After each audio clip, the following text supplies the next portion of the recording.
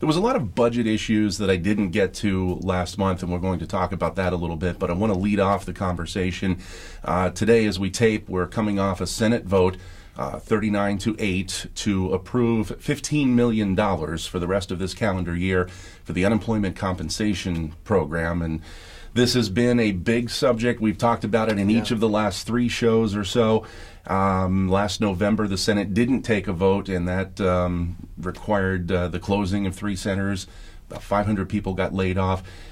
Talk about this bill, and if it gets to your desk, are you going to, I know it's a short-term thing, but are you going to let this go? Yeah, no, I think I applaud Senator Ward for doing this. I think she's trying to do the right thing by providing the authorization for resources to do a better job serving the people who need unemployment compensation benefits.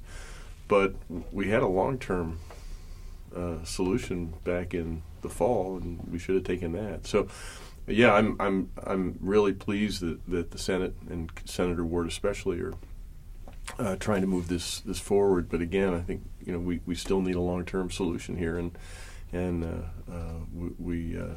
15 million is not going to do it. Not enough for the long term, but right. Will you take it at least for this year? No, absolutely. I mean, okay. I'll do what I can, but I really want to encourage the General Assembly to address this problem in its entirety, not just a short-term fix. Now, I know until the rubber hits the road, as it is, and the money is actually transferred, we may not know exact details, but what do you think can be done, at least for this year, for those people?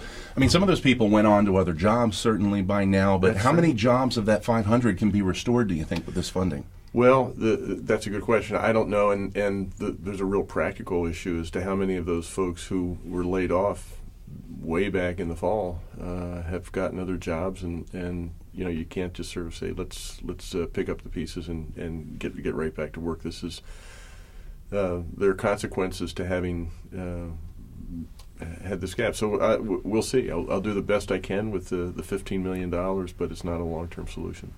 Because it's not a long-term solution, I mean, if there's not a long-term solution sort of queued up, would it even make sense to bring back employees for a short term and then have to end up letting them go again? That's a great question. It's a great question. I mean, my long-term solution, what I did in the absence of this is, institute a suit against IBM to actually get the system right.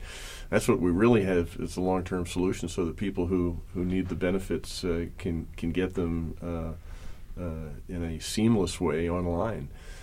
And that was the idea, I guess, that led the Corbett administration to grant the contract to IBM, but they just, for whatever reason, didn't deliver.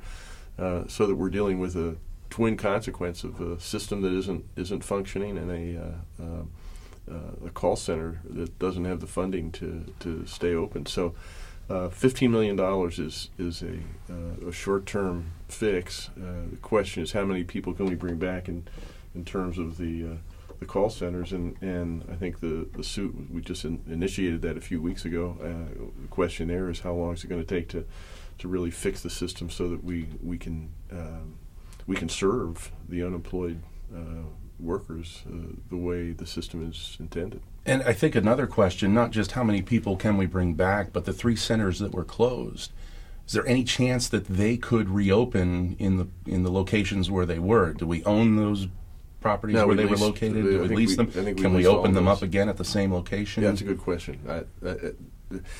This still has to pass the House, and again, what you do with $15 million? Again, I think we were talking $50 million back in the fall. So I know a lot of the year is gone, but I think the senator understood this was a short-term fix, and it was certainly better than nothing.